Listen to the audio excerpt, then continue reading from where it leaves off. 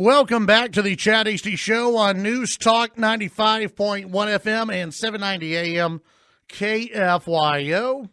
Joining us on the phones right now, our next guest, always a pleasure to visit with the chairman of the Republican Party of Texas and Chairman Allen West joining us this morning here on the Chad Hasty Show. Chairman, good morning. How are you today?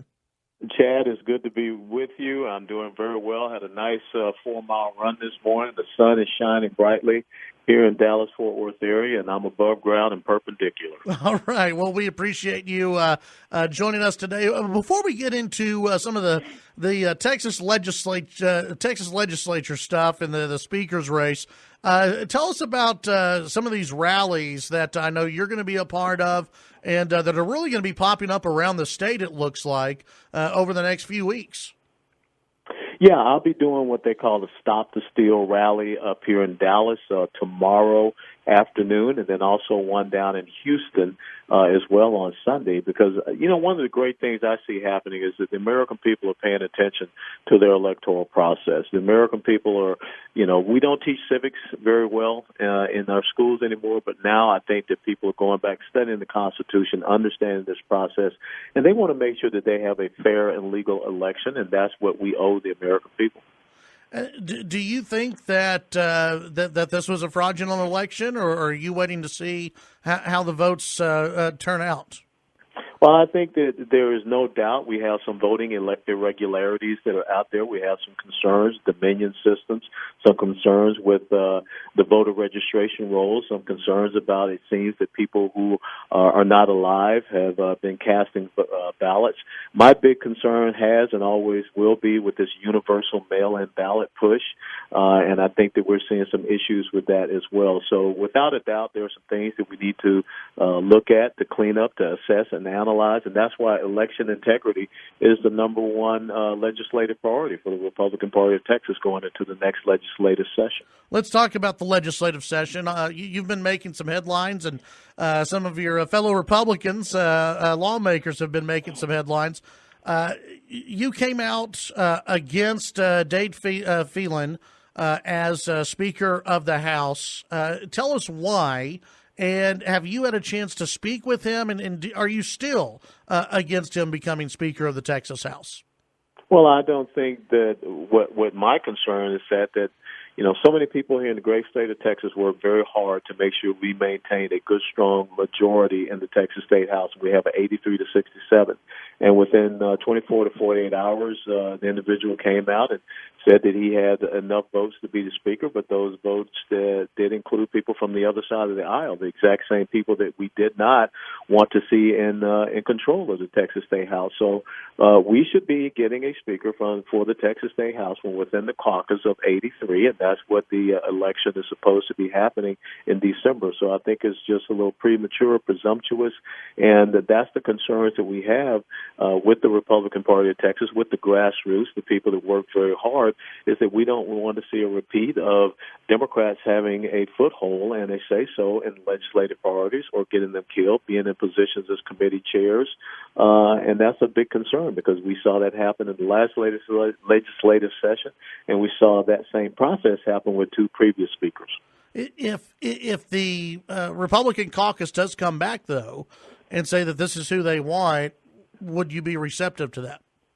Of course, if the Republican caucus, all 83, come together and say this is the person that we will have, that is what we want to see happen. We want to see a strong Republican majority of 83 that's committed to electing a Speaker from within their caucus, and, of course, they will officially do so January the 12th, the first day of the session.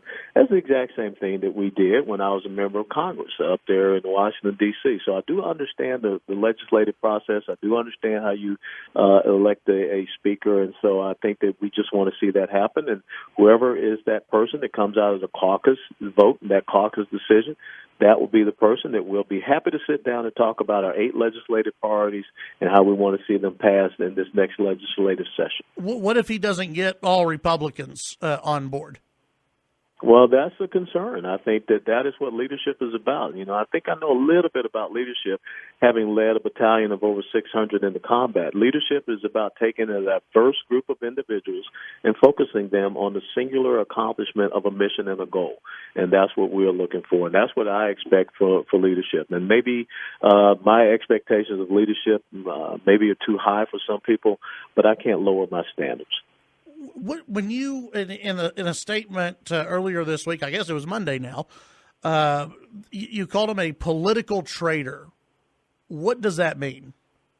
I think it means exactly what it says. When you go over and start to gather support from the people that we worked so hard to make sure that they did not have a majority, you kind of get the feeling you were stabbed in the back. And I think that's what you've seen a lot of grassroots people here in the state of Texas be concerned about. They don't want to go down the exact same path they've been down before. I had the outgoing speaker on the show just the other day, and he had two quotes that I want to get your thoughts on and your response. I don't need to. It's irrelevant to me. I'm not concerned about his comments. I have not heard them. I heard that he said some things about me, but my most important concern right now, number one, is we have election integrity, and that we get a resolution on our presidential election. Number two, we have 8 legislative priorities going into the 2021 session.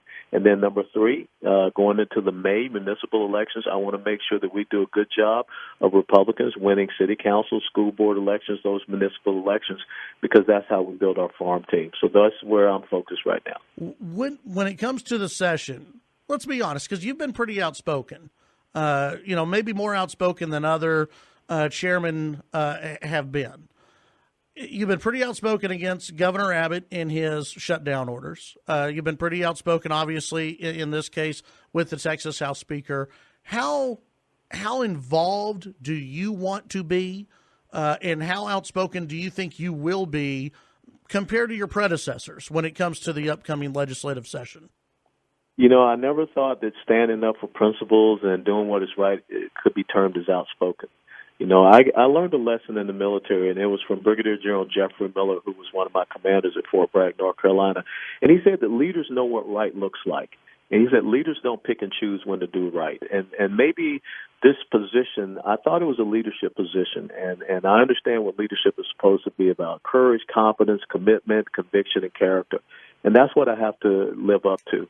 And the most important thing is that, I took an oath to the Constitution. I believe in the Texas Constitution. I want to do right by the people, by the rule of law.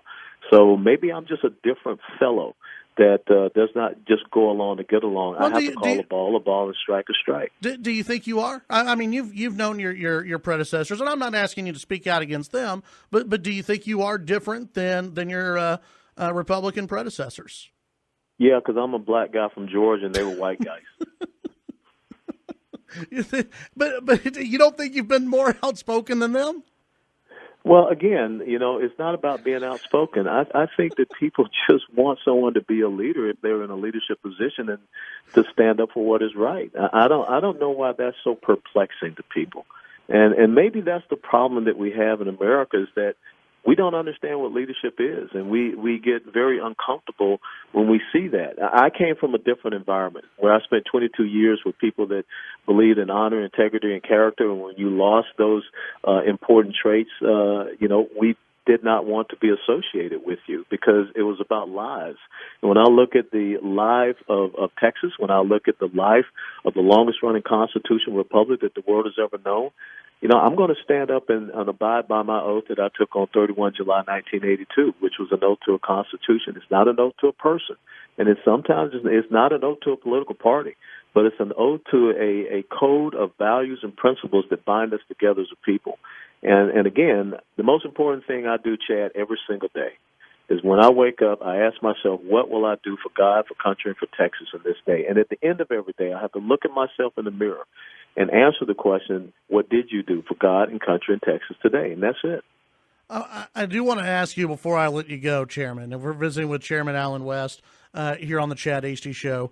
Governor Abbott on the Mark Davis show, I think it was day before yesterday, said that he's concentrating on running for re-election in 2022. Mark Davis had asked him, when it comes to 2024 and running for president, do you plan on doing that? And the governor said, focusing on 2022 and running for reelection. For yourself, and it's something that I keep hearing from people who have been fans of yours since day one, that they're looking at, what you're going to be doing next. I know you just got into this job. Do you have any plans on running for governor or any other position in 2022? Well, let me give you the answer that I give to everyone. It comes from Proverbs chapter 3, verse 5 through 6. And it says, trust in the Lord with all thy heart. Lean not upon your own understanding. In all your ways acknowledge him, and he will guide your path. I don't know what God has in store for me in my life. And so I just pray that I will be willing and obedient servant to him first and foremost. I would have never thought that I would be the chairman of the Republican Party of Texas. I would have never thought when I left Fort Hood, Texas in 2004, that 10 years later I'd be back in Texas. So we don't know how God will direct our lives, but we just want to be an obedient servant. So that's it. All right. Chairman West, appreciate your time today, and hopefully we'll get to visit with you throughout the upcoming session. Absolutely. Look forward to it. Thank you, Chad. All right. Thank you. That's Chairman Alan West here on the Chad Hasty Show, News Talk KFYO.